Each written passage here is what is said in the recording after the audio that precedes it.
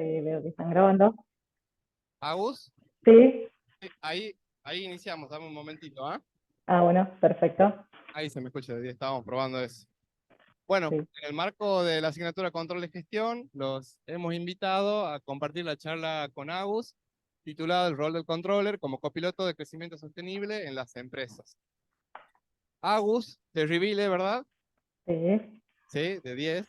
Agus Terribile, bueno, tiene una vasta experiencia en lo que es el área de control de gestión. Trabajó en Market One, en San Miguel Global, estuvo por 2 periodos ahí, en Michael Page, en Unilever, y actualmente estás trabajando en Elea, Agus. Sí. Ahora estoy arrancando un nuevo camino, un nuevo proyecto, así que sí, vamos a hablar también de un poco de eso. Bien, perfecto. Bueno, así que acá tenés a todos los alumnos de la asignatura de control de gestión para que les comentes un poco tu experiencia, ¿sí? Y bueno, hay más gente también conectada del Zoom, le agradecemos también mucho. Y nosotros nos quedamos acá para lo que necesites, ¿ah? Así que ahora sí, Agus, todo tuyo. Bueno, muchas gracias. Bueno, vamos a arrancar esta exposición contando un poco acerca de mí. Así que bueno, como ya me presentó el profesor, soy Agustina Terribile. Y sí, tengo un apellido un poco gracioso, así que alguna que otra vez me han dicho terrible en el anfiteatro A3 y se ha reído todo el mundo. Así que ahí ya arrancamos de a poco a empezar siendo resiliente. Soy egresada de la facultad, nacida en Tucumán y vivo hace 5 años acá en Buenos Aires. Estoy casada hace poco con Nikita, que es mi compañero, un ruso argentino, así que acá en esta casa celebramos ambas culturas durante todo el año. Eh, Siempre me he sentido atraída por querer organizar y controlar todo el proceso para ver siempre el resultado de una idea, y eso lo he hecho desde muy chica. Entonces, pensando un poco en esos orígenes, yo lo que quiero traer a esta charla no van a ser ni recetas exitosas, tal vez existan algunos clichés o modismos del mercado laboral actual, pero no es nada más para que reflexionemos todos juntos sobre una posición específica que es muy demandada en el mercado actual y que puede ser el próximo lugar en donde uno de ustedes se pueda desempeñar. Para contar un poco de mí, de mi experiencia, cómo llegué a tener la oportunidad de trabajar en áreas de control de gestión, me remoto a mi primera entrevista, que fue en el 2012 en Market One. Seguramente han estado en la charla con Mauro. He trabajado con él en mis primeros años. Fue esa entrevista de manera remota. La verdad que después de todo lo que pasó en la pandemia, verlo a distancia me hace pensar cómo muchas cosas se fueron cambiando y fueron evolucionando, porque creo que hoy en día ya nadie debe hacer entrevistas vía Skype. Así que en esa entrevista, como yo lógicamente en mi currículum no tenía ninguna experiencia, me hicieron una pregunta puntual, que fue que cuente algún logro o algo en lo que yo me haya destacado durante mi vida, o en la secundaria, o en los primeros años de la facultad.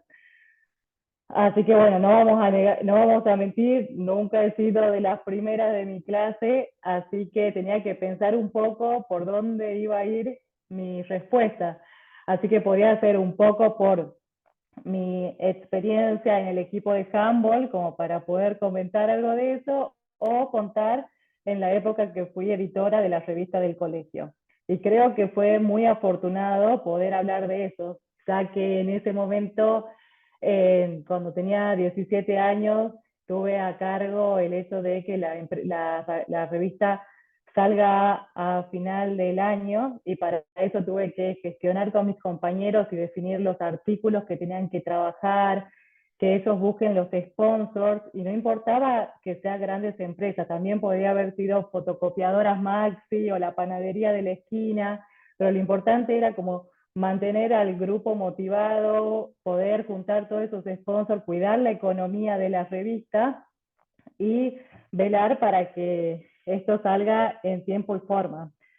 Claramente, eso fueron muchísimos los desafíos que vivimos en esos meses que trabajamos en las revistas, tanto en que las cosas puedan surgir y también, lógicamente, la parte humana. Pero bueno, esas son un montón de anécdotas que no corresponden a esta charla.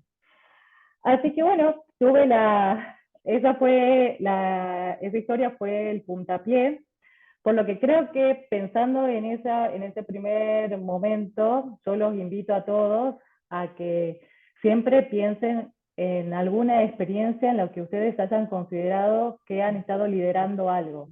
Y si no llegan a conseguirla o no se sienten seguros con la historia que ustedes quieren contar sobre ustedes, pueden también pensar en por qué decidieron elegir esta carrera, que eso también, en poder armar esa historia y contarla, es muy importante a la hora de una entrevista. Luego de trabajar por varios años en Market One, que hice de todo, principalmente estuve en un rol de finanzas, empezando a ver temas de control de gestión, pero también me ayudó a ser súper flexible porque alguna que otra vez tuve que entrevistar promotoras para una acción específica que me acuerdo que fue la de Cetrogar, o también salir a censar para ayudar a alguno de los chicos en su proyecto, así que la verdad que fue una experiencia muy enriquecedora y eso me abrió las puertas para poder trabajar en San Miguel Global.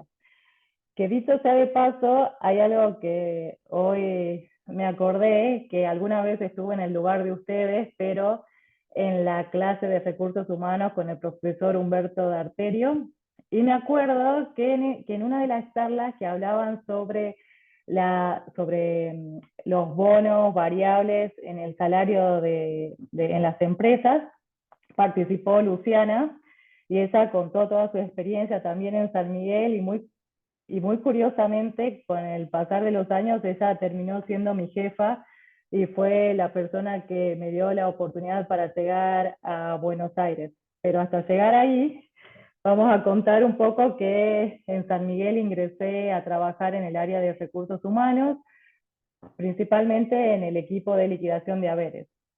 De ahí, de a poquito, empezando a conocer un poco los procesos, Luciana y toda la gerencia de recursos humanos empezó a moldear la idea de una persona que se dedique a hacer control de gestión en recursos humanos.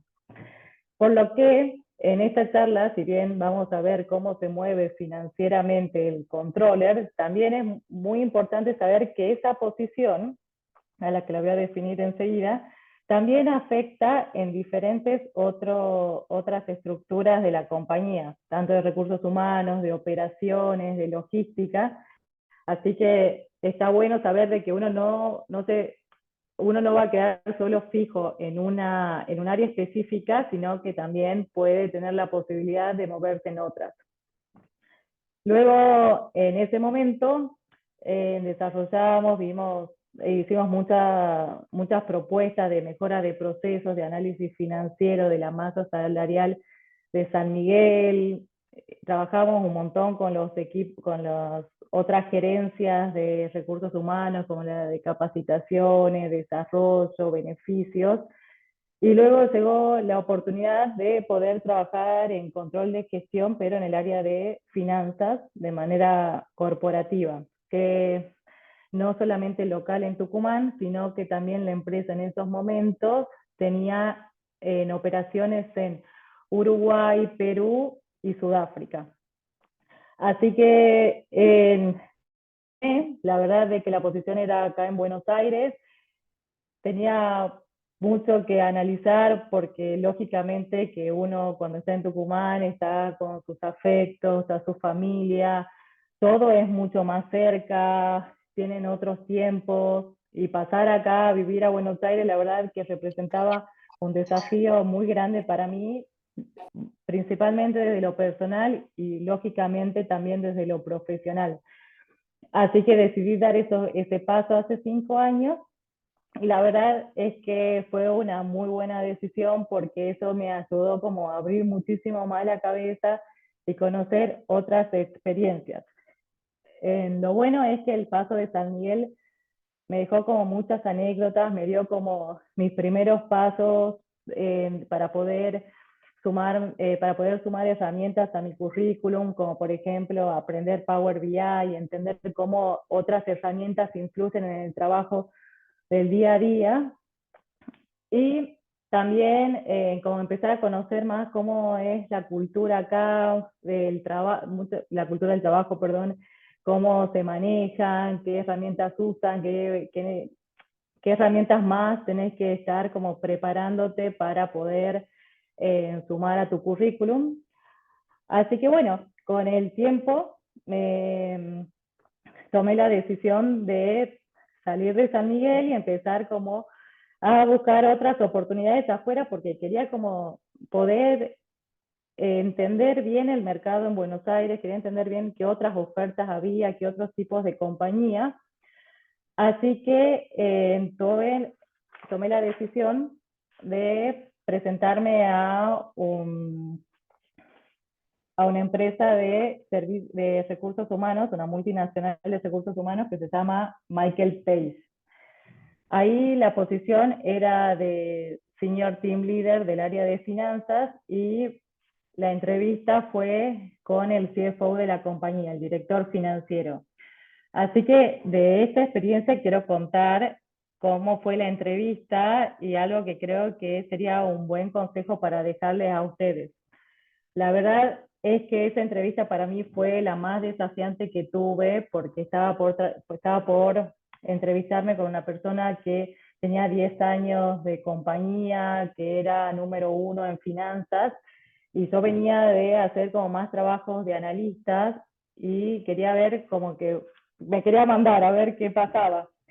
Así que lo que hice fue, entré a la página web, no solamente leer la visión y la misión, sino que también entré a la parte de perfil del inversor, donde aparecen los balances de la compañía, te cuentan un poco sobre cómo vienen los resultados del ejercicio, cuáles son las unidades de negocio, cómo va creciendo la compañía o no, y empecé a hacer preguntas. Empecé a ver, bueno, a ver cómo es el EBITDA de la compañía, cuáles son los indicadores, cómo le fue en el primer Q, cómo le fue en el segundo, qué tienen que ver unas unidades de negocio con otras. Y la verdad es que armé tanto ese speech sobre el negocio que eso me abrió la puerta para poder ingresar a la empresa. Así que yo los invito también que cuando hagan una próxima entrevista no solamente se queden con la misión y la visión, que sí es importante saber lo de la empresa a la que se están por entrevistar, sino también conocer toda la parte numérica. Y yo creo que esta materia es muy buena para que ustedes puedan como hacer práctica de los balances de las compañías para entender KPI financieros, análisis de los balances. Así que creo que eso está, eso está muy bueno que ustedes tengan en cuenta. Y una vez que tuve como ese caso de éxito personal, lo hice luego para Unilever, como fui a una entrevista pensando como si toda mi vida hubiese sabido que Rexona forma parte de la unidad de negocio de Personal Care, o igual en ELEA, pensando y analizando los casos de éxito que fueron Evates, Caladril y Geniolo.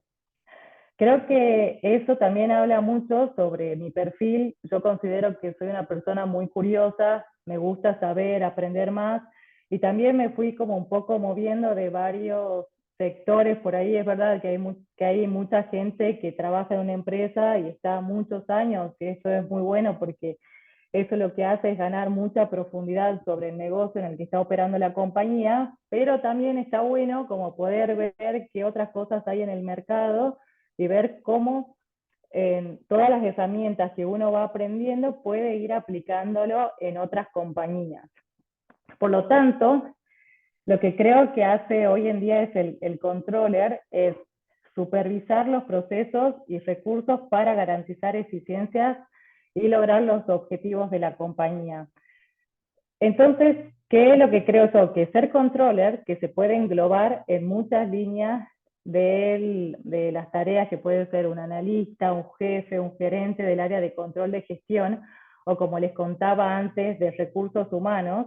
¿Por qué lo digo? Porque acaso no estamos nosotros en Argentina y necesitamos anticiparnos en saber cómo crecerá la masa salarial con todo este nivel de inflación que hay, O también cómo impacta el rol del controller, por ejemplo, en operaciones, como por ejemplo, cómo impacta tener repuestos que son importados frente a problemas de importación, no poder pagar a las marítimas los fletes localmente y que la FIP no apruebe los TIRAs.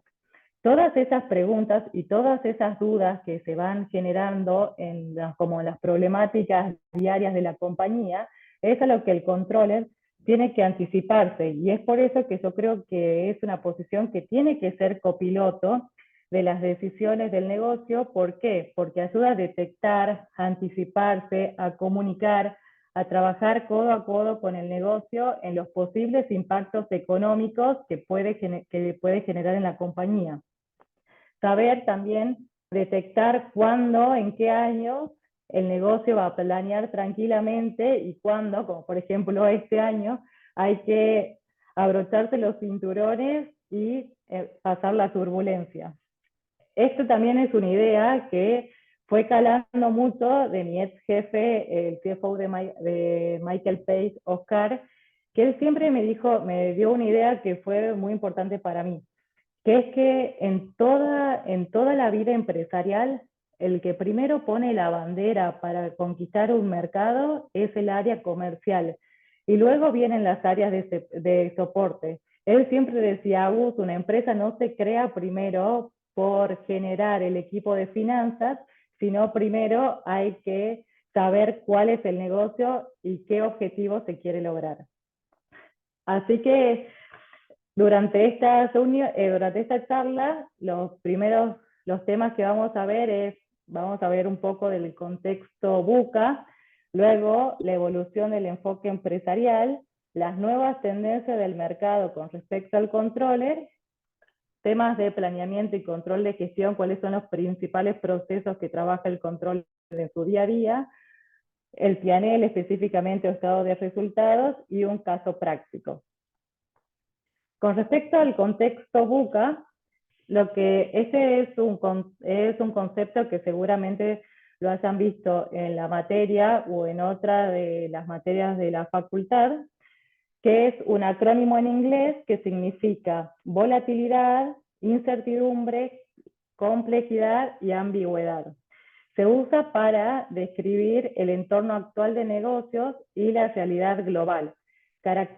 ¿Cuál es esta realidad global en la que nosotros estamos hoy en día? Que está caracterizado por cambios que son muy rápidos, que es falta de predictibilidad, situaciones complejas y ambigüedades en la toma de decisiones.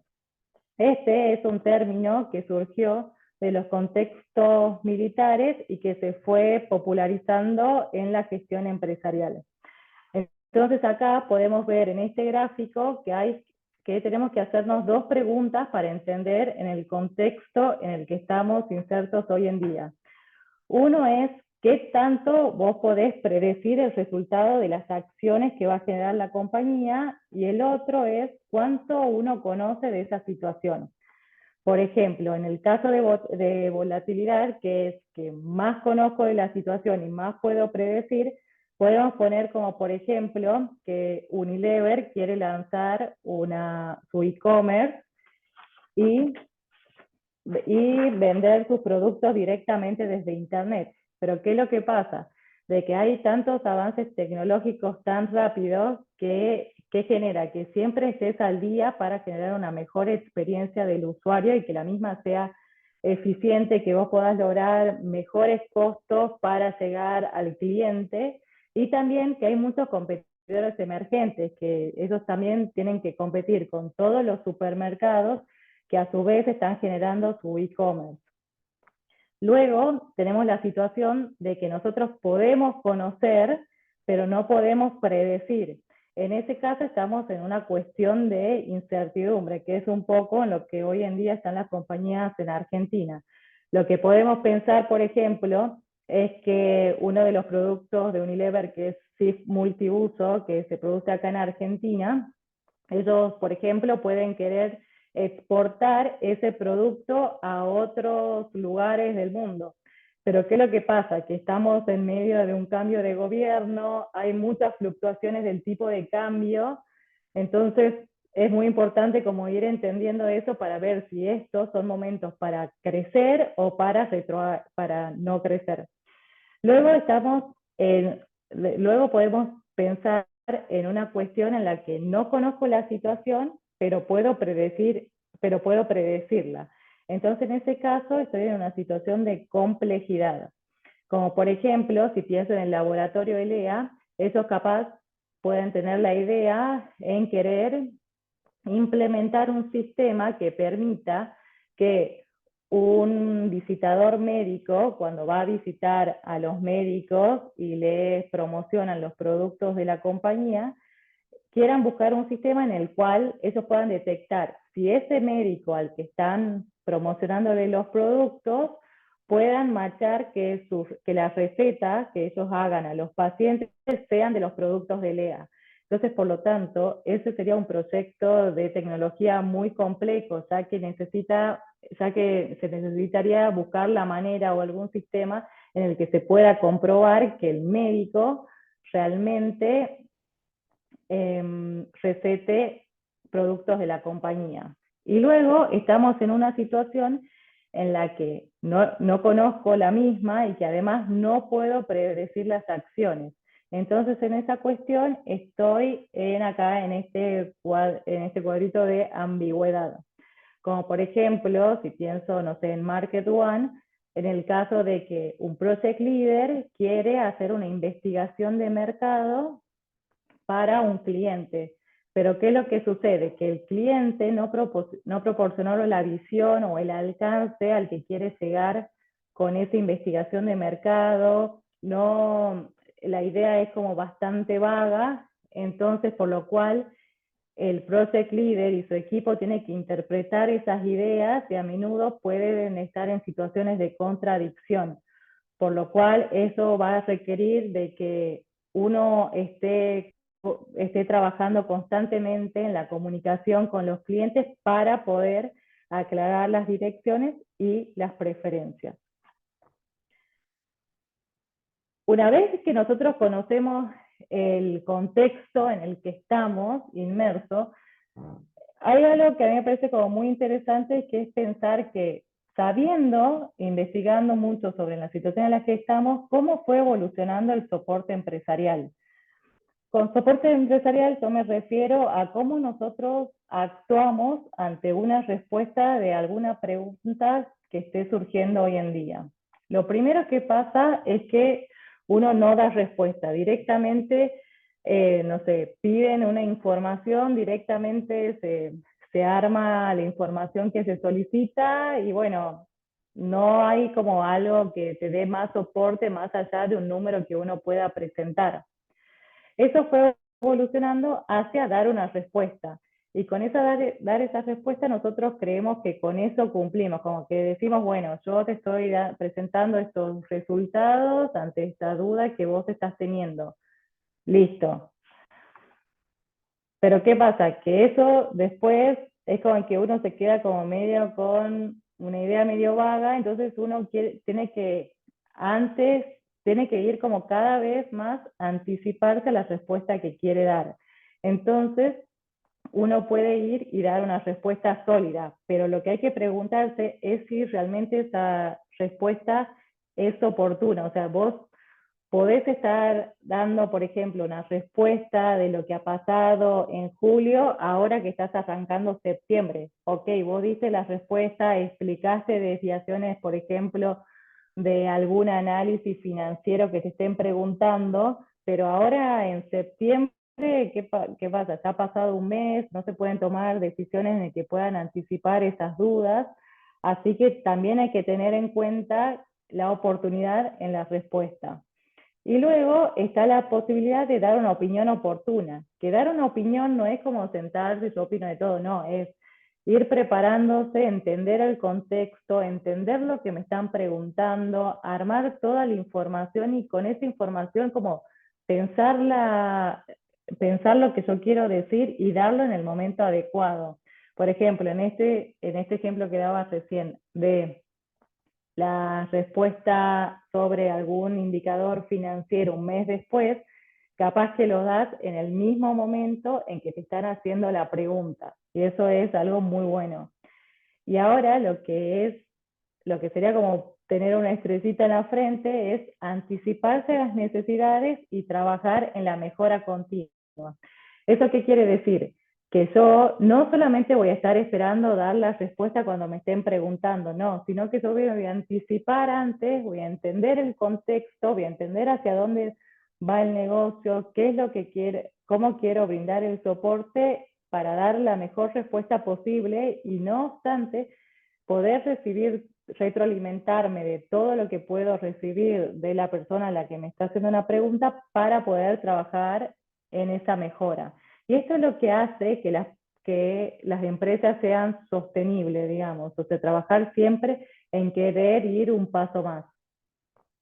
Es por eso que, teniendo en cuenta estos dos conceptos, el de analizar el contexto y además entender cómo va evolucionando el soporte que estamos generando desde nuestra posición que estamos analizando, que es la de controller, hoy en día existe un nuevo rol que toma el controller, que es el de business partner. Este es un concepto que hoy está muy en boga en todas las compañías. ¿Por qué? Porque la primera definición que nos surge es que es el involucramiento de profesionales de distintas áreas de soporte en el proceso de decisión directiva, el desarrollo de la estrategia corporativa, el análisis de los negocios y la búsqueda de los resultados establecidos.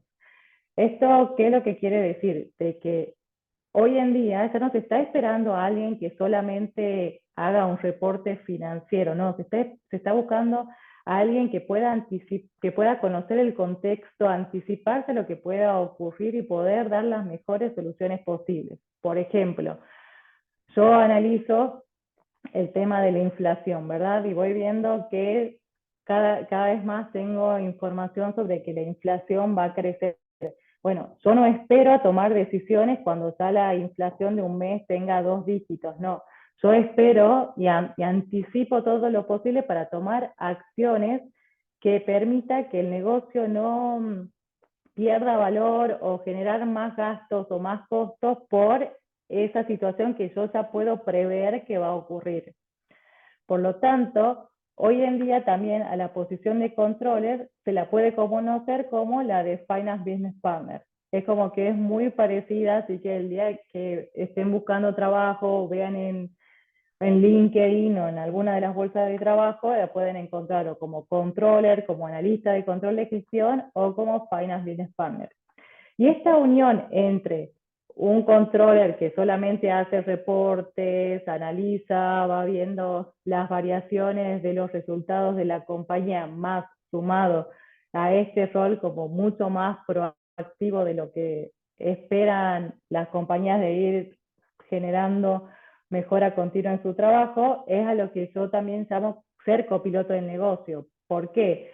Porque tener este rol de business partner hace que vos cambies el enfoque de las tareas, que no sea meramente un entregable de un Excel de números financieros, sino que sea algo que vaya mucho más allá, digamos, que vayan con propuestas, que vayan con ideas, que puedan buscar una solución, independientemente de que la persona que tome la decisión quiera tomar esa idea o no, digamos, uno siempre tiene que ir a por más. También tiene que mantener responsabilidad sobre el compliance, es decir, yo no puedo como tomar decisiones o dar una idea que no tengan que ver con las normas y las reglas de la compañía y tampoco con la parte que no es legal. Yo no puedo decir, bueno, para que bajemos el gasto del negocio, no sé, no paguemos el impuesto o trabajemos en negro. No, porque porque si la empresa tiene como su política de que todo está registrado, nosotros tenemos que presentar balance en la CNB, necesitamos siempre estar trabajando y considerar todas estas normas que rigen el día a día de las compañías. Además, también es parte activa de la estrategia corporativa. Todo controller trabaja en la estrategia, en darle al área comercial o al CEO de la compañía todos los inputs necesarios para que puedan como desarrollar la estrategia, poder ir analizando de si se está desviando algo o no, o cuáles son los mejores caminos a los cuales uno puede ir para que la estrategia se logre con éxito. También requiere mucha exposición y solidez de gestión. Este es un punto muy importante. ¿Por qué? Porque el controller no solamente está en su escritorio haciendo sus análisis, bien bajando la información contable, viendo, no, sino que va, se presenta con los otros directores, con otros gerentes, con otras áreas, se sienta, entiende qué es lo que está pasando en otros lugares, cómo puede aportar desde su posición, siempre de manera muy activa. Y también eso también ayuda mucho a que uno pueda lograr solidez en la gestión, digamos, porque uno se va retroalimentando de todas otras áreas que hacen que se sumen valor a la hora de poder trabajar, como por ejemplo activamente en la estrategia. Y también requiere actividad, en habilidades blandas y actitud proactiva. ¿Qué quiere decir esto? Una de las más importantes para mí es sin duda la escucha activa, es decir, siempre estar entendiendo y trabajando en saber qué es lo que está ocurriendo, cómo podés ayudar, saber que la información que otros te dan vos podés como aprovecharla y hacer un, un upgrade para que uno pueda como ir solucionando los problemas que van ocurriendo en las compañías y siempre con actitud proactiva. Creo que eso también ayuda a también tener como un buen trabajo en equipo, saber de que si hoy un compañero está como medio decaído, vos podés salir y hacer la segunda. Entonces creo que eso también hace que uno como vaya saliendo como por ahí, como esa visión que se tiene como del financiero que no tiene corazón y que siempre anda en cosas medios cuadradas, no, sino como ir impulsándose a tener como la mejor actitud posible para llevar a cabo el trabajo.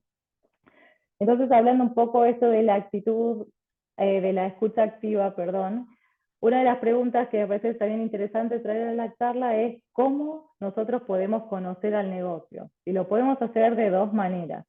La primera, corporativamente, que es interactuando y escuchando con los agentes del negocio de forma formal o informalmente.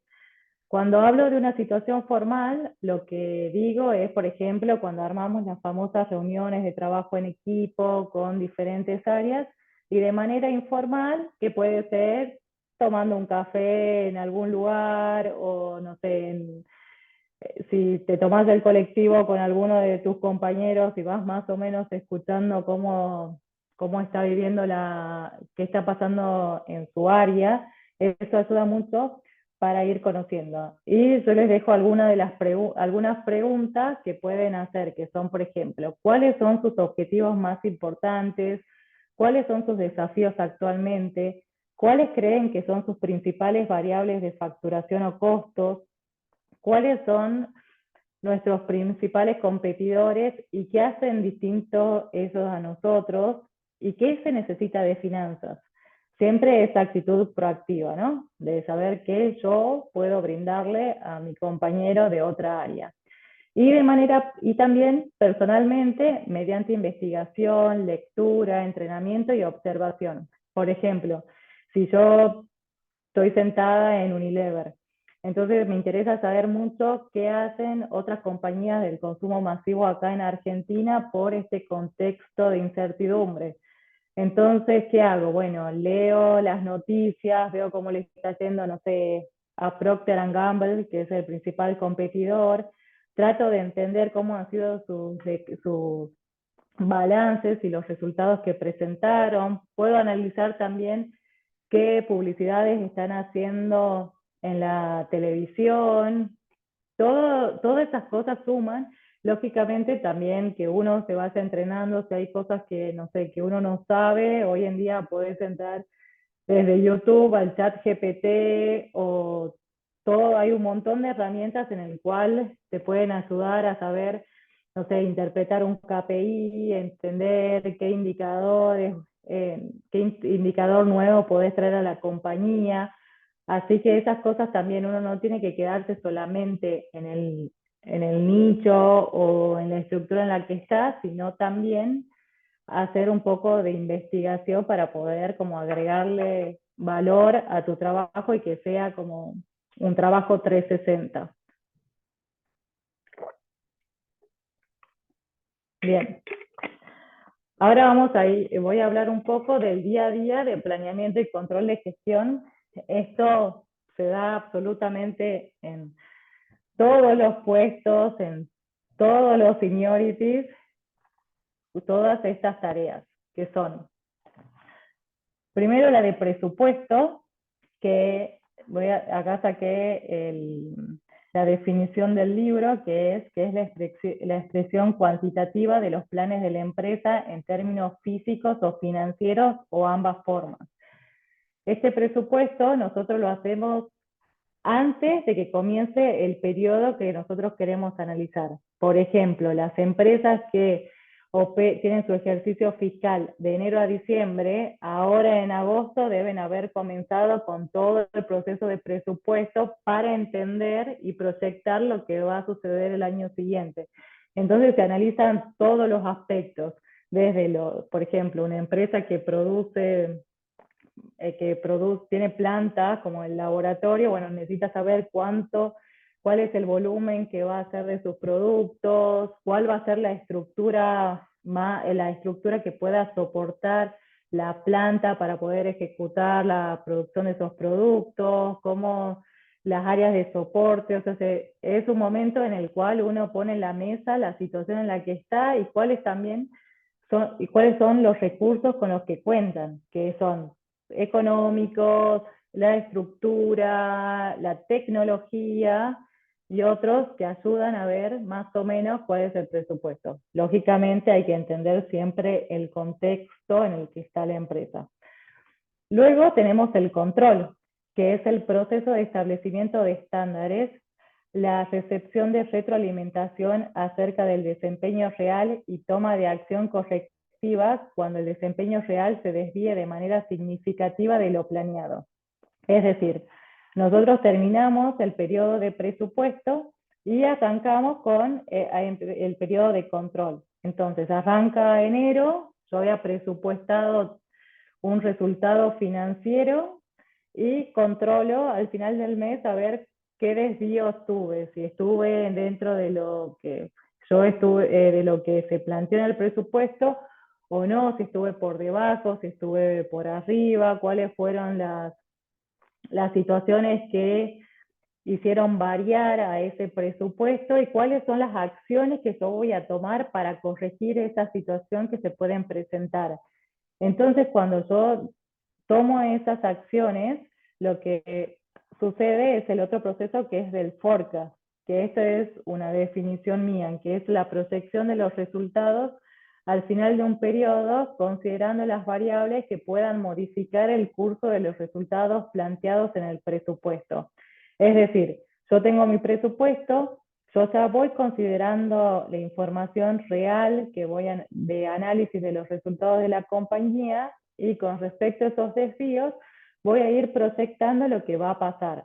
Y lo que va a pasar pueden ser situaciones que también no se haya considerado en el presupuesto. Por ejemplo, la empresa quiere generar una nueva unidad de negocio y surgió que el contexto estaba apto para salir al mercado con la nueva idea que surgió. Bueno, ¿qué hay que hacer? Hay que rearmar ese presupuesto futuro, que sería este forecast, para poder saber cómo va a cerrar el año y siempre ir considerando esos cambios. Y puede pasar también al revés, digamos, algo que sea un impacto negativo, que no sé, que haya un freno en las importaciones.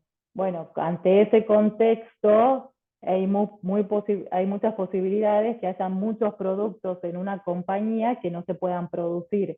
Entonces, por lo tanto, lo que también tiene que buscar este forecast es proyectar el resultado final ante esa circunstancia que uno va considerando que pueda ir modificando el resultado de la compañía.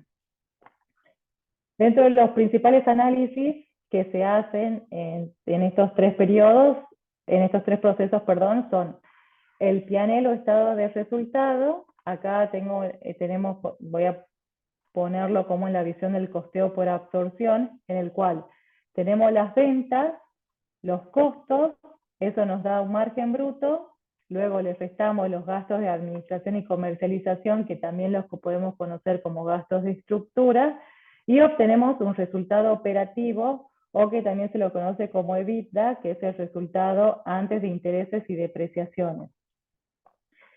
Y este sería como el clásico en el cual uno lo que va analizando es el resultado económico que genera, o la caja que va generando, la caja operativa que genera la compañía. Y además tenemos que también no solamente quedarnos con lo que da el resultado final de una compañía, sino también cuál es el flujo de caja que eso genera.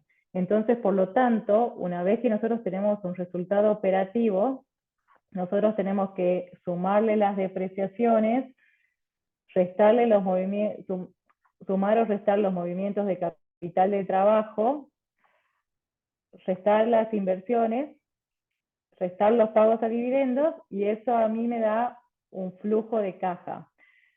Entonces, estos dos indicadores son muy importantes de siempre ir analizándolo complementariamente. ¿Por qué? Porque nosotros podemos tener un buen resultado operativo, pero tener una caja que se está prendiendo fuego. ¿Qué es lo que quiero decir con esto? Que puede ser que yo tenga un resultado bueno, pero en realidad haya temas que yo no estoy gestionando y que tenga flujo de salida de dinero. ¿Y qué va a ocurrir en esa situación? De que la empresa va a tener que salir a buscar deuda, va a tener que buscar otras acciones para poder como compensar ese buen resultado. Hay muchas acciones que se pueden hacer. El primer análisis que se hace cuando está prendido fuego la caja es analizar el movimiento de capital de trabajo. Pero hoy en esta charla solamente nos vamos a enfocar en el P&L. Entonces, ¿qué es y para qué sirve el P&L? Es una forma de planificar y reportar los resultados, sirve para hacer un seguimiento del cumplimiento de los objetivos, contribuye a tener control del negocio, y siempre hay que tener en cuenta lo que yo les comentaba antes del compliance o los requerimientos legales. Y acá hay una pregunta que es muy importante, que es, ¿quién es el dueño del P&L? Y la respuesta es que son todos los colaboradores de la compañía. No es el controller, que es como justo él tiene su proceso de presentar los resultados. Está bien, es quien lo presenta, y es quien lo arma, quien lo presenta, quien lo analiza, quien se anticipa, quien va acompañando el negocio, pero la realidad es que todas las decisiones y acciones de cualquier persona de la compañía fluyen hacia el P&L. Si, por ejemplo, recursos humanos no respeta el presupuesto que se definió y quiere gastar el doble en capacitaciones porque considera que necesita tener un equipo más entrenado para lograr ciertos objetivos, bueno, esa decisión que toma alguien en recursos humanos impacta totalmente en los resultados de la compañía. Entonces, eso es siempre importante, que el controller sea evangelizador de esta idea, para que no sea solamente quien asume la responsabilidad de decisiones de otras áreas. Dentro de los conceptos que tiene el P&L, primero están las ventas, que por lo general lo que se presupuesta y lo que se analiza es el total facturado, los impuestos sobre las ventas y los descuentos o reducciones que puedan haber en el precio. Y los dos principales indicadores que se analizan en este caso son el crecimiento en precios, es decir, cuánto crece la facturación de la compañía porque aumentan o disminuyen los precios, y el crecimiento en volumen, es decir, cuánto crece la facturación por vender más.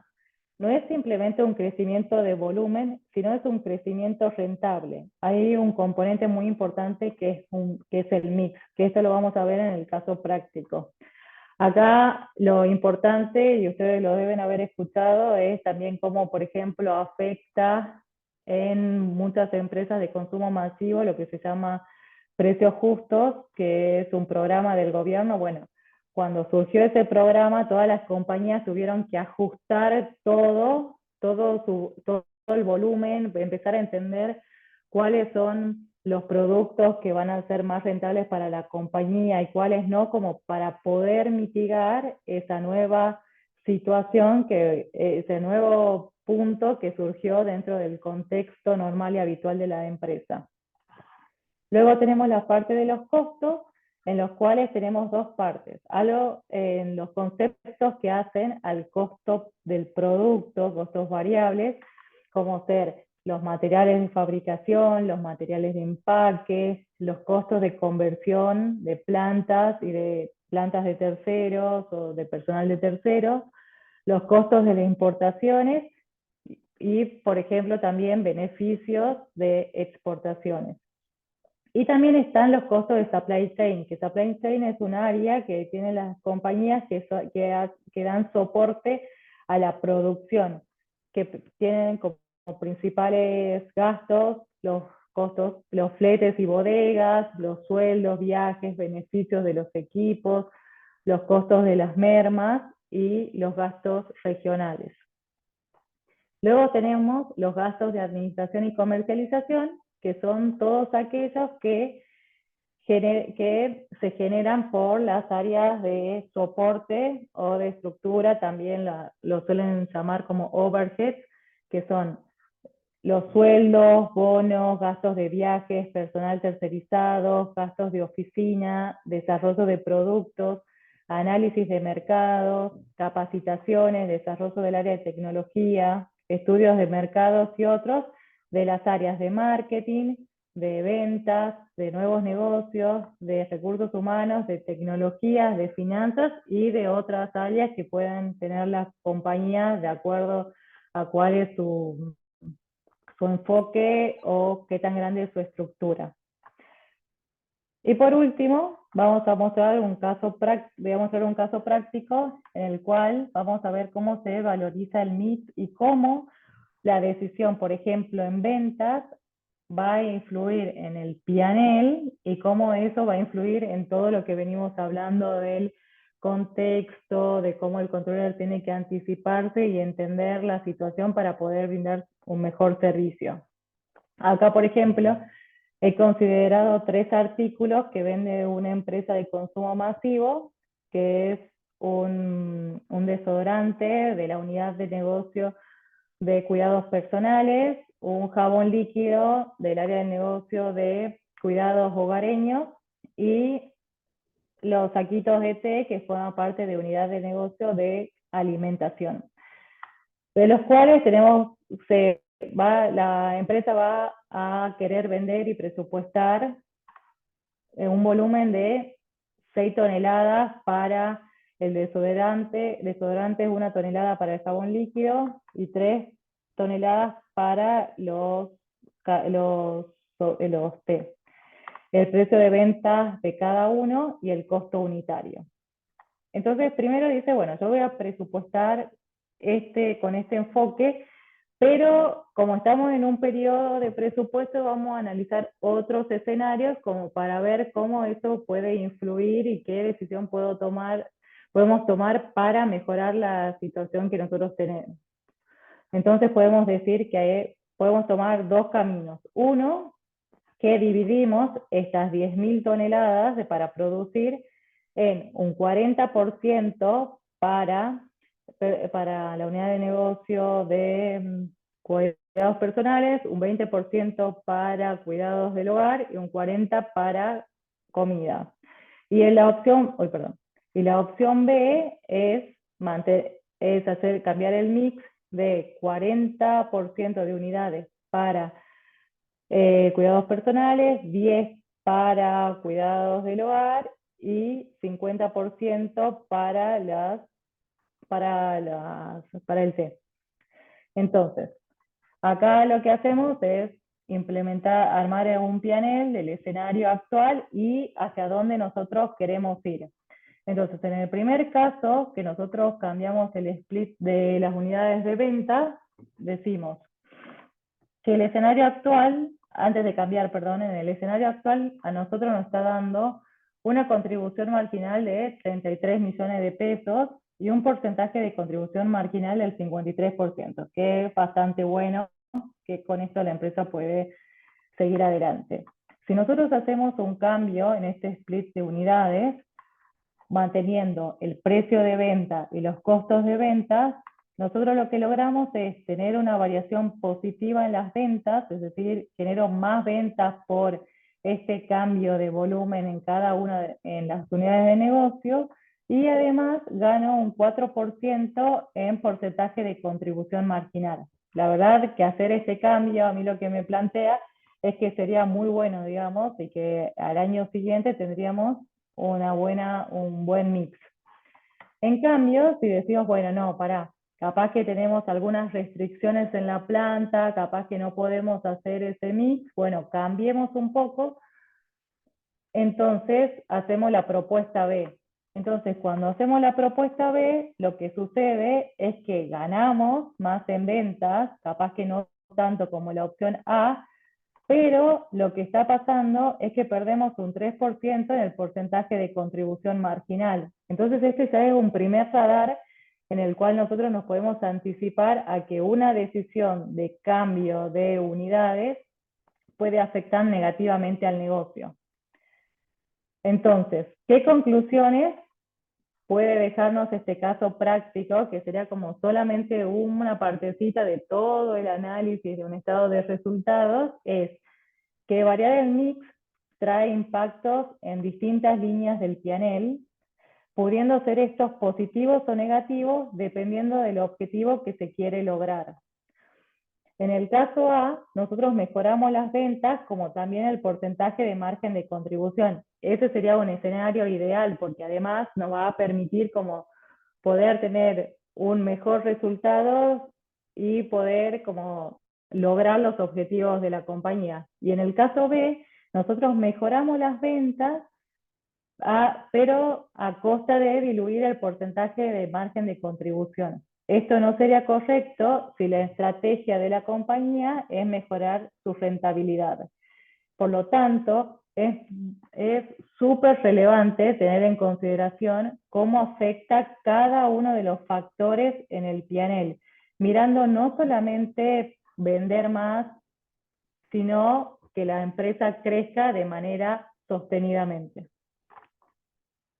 Así que bueno, esa es toda mi propuesta del día de hoy. Así que yo abro el micrófono, así los escucho a ustedes y si tienen alguna duda o alguna pregunta les pueda contestar.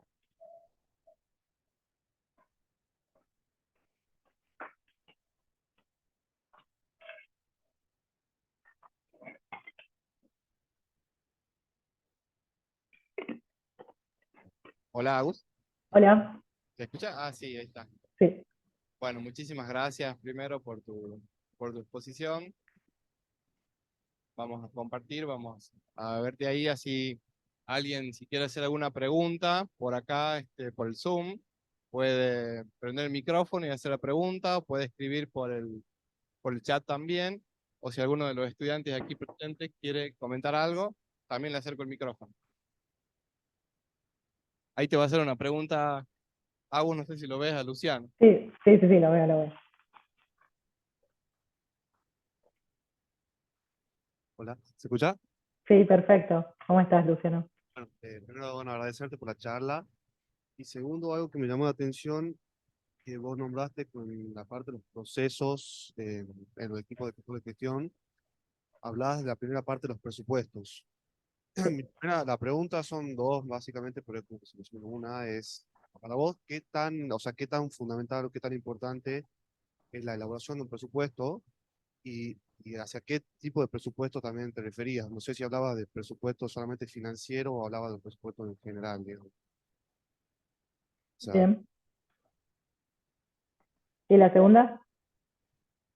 No, no, o O sea, sea, a esas dos, perfecto. esos serían más o menos. Bueno, a ver, yo creo que es muy importante tener una instancia de presupuesto en las compañías porque uno tiene que entender siempre cuál es el resultado, cuál es el objetivo que la empresa quiere lograr. Por ejemplo, si la estrategia del negocio, no sé, de LEA, voy a ir puntual al laboratorio. Si la estrategia del negocio es crecer, por ejemplo, en su línea de negocio de oncología y no en otras líneas de negocio, es muy importante tener como un momento previo para poder entender cuáles son todas las variables que te permiten a vos poder tener un resultado rentable y poder como decir, bueno, realmente esta estrategia a la que el negocio quiere ir es realmente buena, es factible, contamos con los resultados, perdón, contamos con los recursos económicos, con los recursos, tenemos la gente necesaria para poder hacerlo, y para eso es siempre mejor tener como un momento previo, digamos, antes que empezar a hacer las cosas como que las cosas sucedan y ir acomodándose en el momento, digamos. Por eso yo creo que siempre es como un poco de parar la pelota y decir, bueno, con lo que tenemos hoy en día, digamos, que podemos lograr este objetivo o no podemos lograrlo.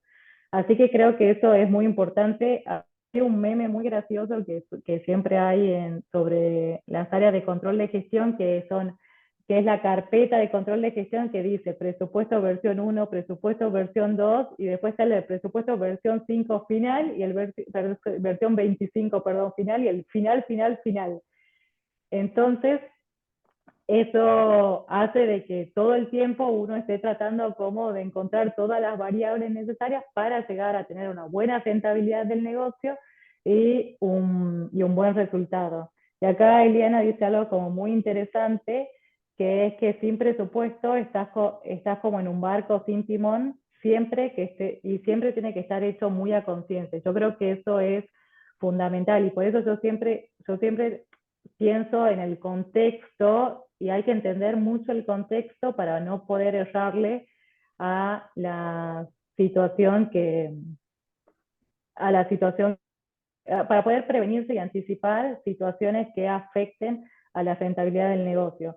Y cuando me refiero y con respecto a tu segunda pregunta, si me refiero al presupuesto financiero o al maestro, que es el que tienen ustedes en el libro, yo me refiero siempre al presupuesto maestro. ¿No? O sea, si uno piensa, lógicamente que uno trabaja en el financiero porque todas las compañías necesitan ganar dinero. Ah, Eli del Buey, gracias por tu...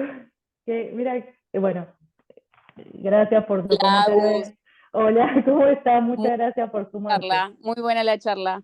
Y así que, eh, ¿qué iba a decir? Ah, sí, que me refiero a un presupuesto maestro porque uno no solamente piensa piensa en los resultados y en que uno pueda pensar en cuál es la caja y cuál es el resultado económico que va a tener la compañía, sino también pensar en toda la estructura y en todos los aspectos que fluyen hacia ese presupuesto. Y esto me trae a colación un recuerdo de en San Miguel, en Tucumán, antes que se muden a Famaitá, estaban las oficinas en la planta La Base, y un día llegó el nuevo CEO y vio que había una persona de planta que estaba limpiando el piso con uno de estos pistolas de agua, y va sacando con eso la tierra. Y fue como muy gracioso porque es como que él dijo, ¿por qué esa persona está haciendo eso? En el sentido de que estás como desperdiciando agua, estás desperdiciando no estás teniendo un proceso correcto, estás como gastando cosas, estás gastando recursos de la compañía en cosas que no tienen sentido. Entonces yo creo que eso está, entonces como que en todos esos aspectos, no solamente en el financiero, sino como en el día a día, es lo que confluye a que uno tenga que pensarlo al presupuesto como un todo y no como algo puntual, digamos. No sé si respondí la pregunta. Sí, sí, perfecto. Muchas gracias. Bueno, la vamos a presentar a Eli. Eli es la jefa de costos de LEA, una gran compañera. ¿Cómo estás?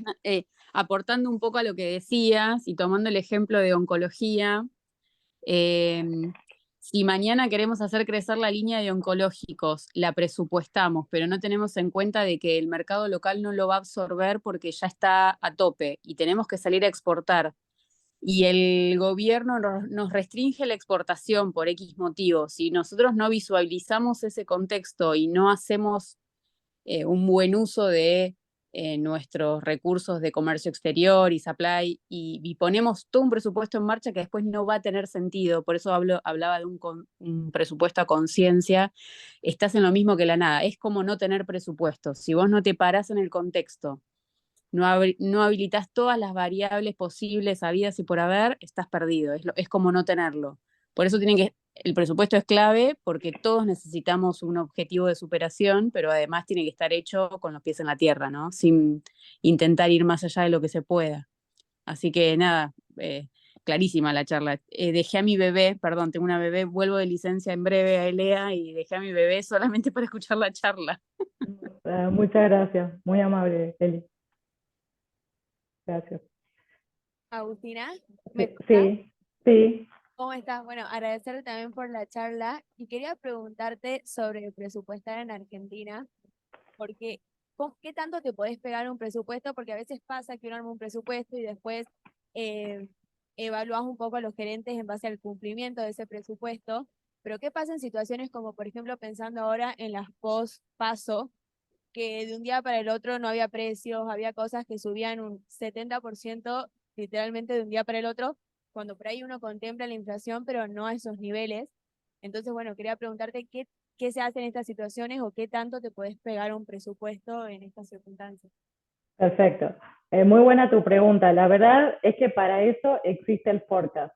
¿Por qué? Porque uno, en contextos de incertidumbre como es Argentina o como es, por ejemplo, países como Venezuela también, que están considerados a nivel mundial como hiperinflacionarios, si uno solamente se queda en el presupuesto, que es verdad, que es lo que a vos te da es tu brújula para poder resolver, para poder tener un objetivo y una rentabilidad en tu compañía al año siguiente, vos tenés que tener también muy aceitado el proceso de forecast. ¿Por qué? Porque ante estas situaciones que están pasando ahora, vos tenés que ir estimando si vas a lograr esos objetivos o no. Y también hay que ser muy celoso de los gastos, porque en esas circunstancias lo que suelen hacer es como fomentar de que la fuerza de ventas salga al mercado, venda mucho más y además tratar de no tener gastos innecesarios. Entonces, en eso lo que se trabaja es que muchas áreas como que pasan la tijera, por decirlo de alguna manera, a que no se gaste mucho más. Entonces uno tiene que volver su presupuesto mucho más celoso y tiene que ir siempre forecasteando o proyectando los resultados hacia el final del periodo. Lógicamente, ante escenarios, no sé, voy a poner el caso de una empresa agropecuaria con esta situación de la sequía que ocurrió el año pasado. Lógicamente no tuvieron un buen resultado económico por una cuestión no solamente climática, sino también económica del país. Entonces, ¿qué acciones tuvieron ellos? Es siempre proyectar hacia futuro para ir sabiendo qué tan grande iba a ser la pérdida y qué acciones tenían que prever para anticiparse a eso. Y lógicamente hay muchas áreas, muchos gerentes que al no llegar a tener los objetivos de la compañía económicos, no lograron tener sus objetivos y por ende hay veces que eso impacta en los bonos de las personas, lamentablemente, pero bueno, es como que uno cuando trabaja sabe, y más en Argentina, que hay años que son muy buenos, como decía Tomás Bulat, que hay años que el argentino se va de vacaciones cada 4 años, perdón, es así que en 4 años una vez se va a Miami y 3 años a las Toninas. Y algo similar pasa en las empresas hoy en día. Hay años como estos que son de incertidumbre total y hay que ajustar el presupuesto, y hay otros en los cuales uno puede permitir tomar otras acciones que sumen más a las empresas. Muchas gracias. A vos. Aquí hay otra pregunta, Agus, Bueno, de Bernardo. Buenas, ¿se bueno, escucha? hola, ¿cómo estás? Sí, perfecto. Mi pregunta tiene que ver con las herramientas. Sí, De las tres cosas que hablaste, de presupuesto, control y forecast, con respecto al control, em, ahora que está muy en boga y que la tecnología permite el análisis, la ciencia de datos, em, ¿decís que las empresas tienen infraestructura para poder hacer todo este control? O sobre todo pienso en las pymes y demás. No sé en qué empresa estuviste vos, bueno, algo contaste. Por ejemplo, San Miguel es una empresa muy grande y demás. sí. A ver, hoy en día las empresas están trabajando mucho en tener equipos sólidos de IT o de tecnología que ayuden a tener la información oportuna y confiable para el controller y para poder tomar, para poder obtener esa información. Es un trabajo muy arduo, la verdad de que es un poco de lo que yo comentaba en este contexto buca, de que forma parte de lo que es la complejidad. ¿Por qué? Porque ante situaciones como de tanto avance tecnológico, hay muchas veces que uno por ahí se va quedando atrás.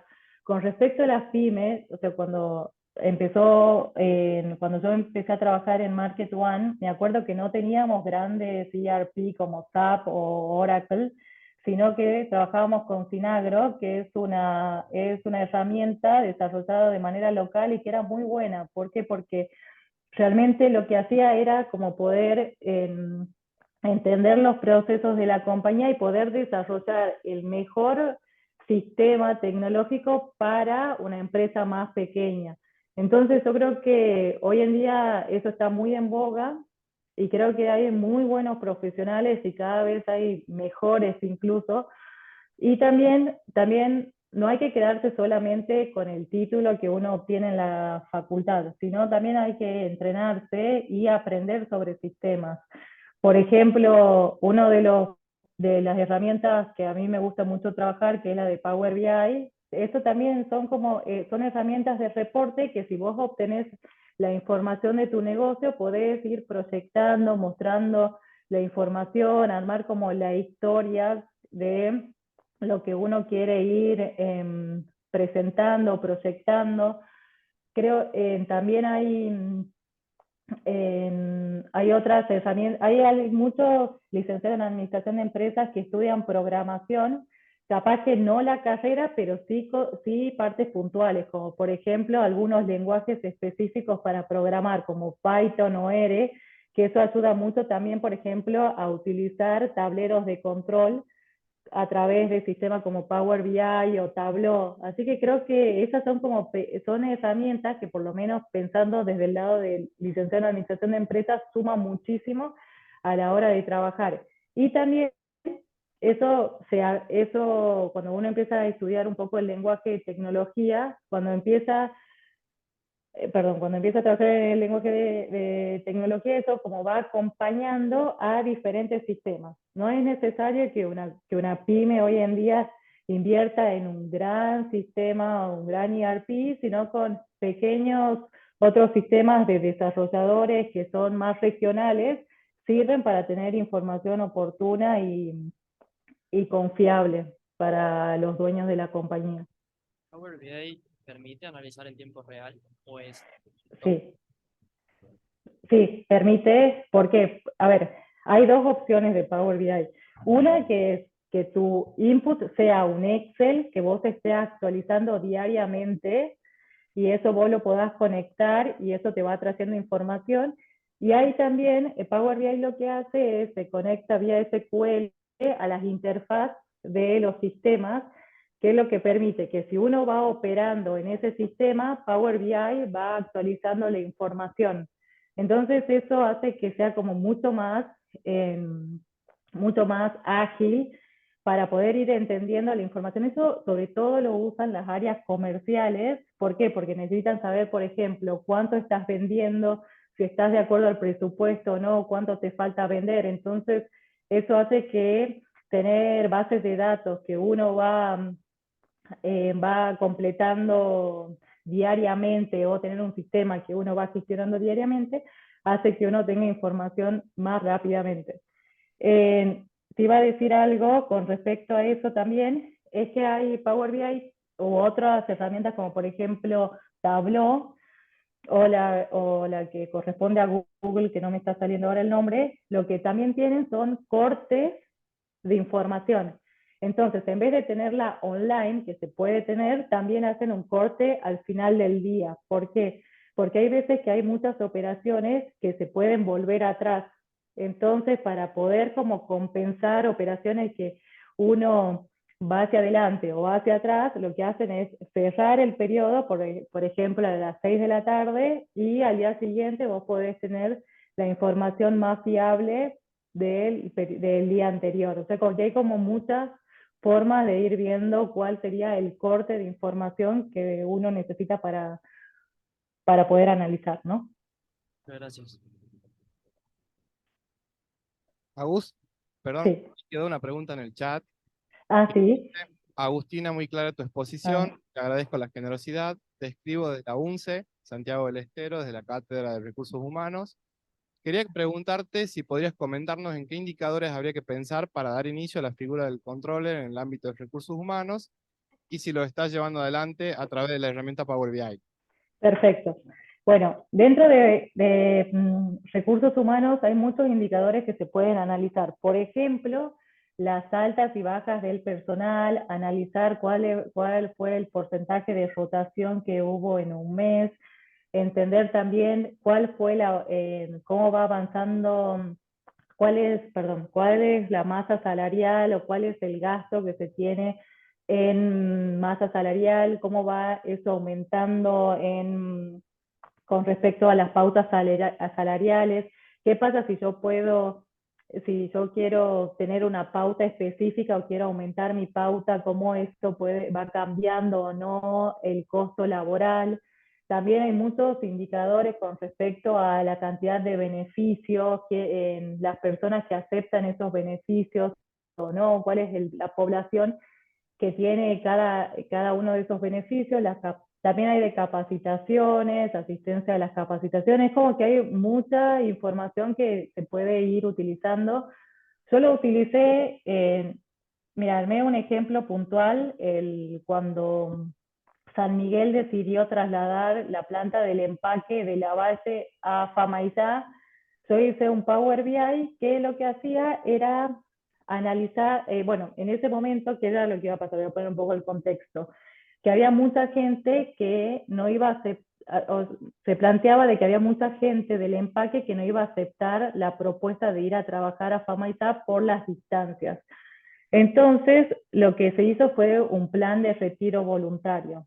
Así que armamos un reporte en Power BI en el cual se analizaba se ponía en una base de datos la información de quién eran las personas que aceptaban ese plan de retiro voluntario para nosotros poder detectar y poder saber si es una persona a la que nosotros queríamos retener y buscarle otras alternativas para que vaya a trabajar a Famaitá o no, porque ya tenía, como que estaba cerca en la edad para jubilarse.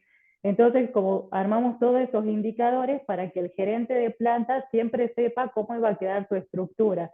Entonces me acuerdo que había un gráfico que decía la cantidad de operarios de empaque de los embaladores, perdón, operarios de embaladores que aceptaron, cantidad de supervisores que aceptaron, capacidad así cada uno de los roles de la línea de la planta y la aceptación que tenían de este plan de retiro voluntario. Y a su vez también se calculaba cuánto era el dinero que se necesitaba para poder pagar esos retiros voluntarios y en qué fechas. Así que es como un tablero bastante interesante que ayudó a ese proceso de traslado de planta.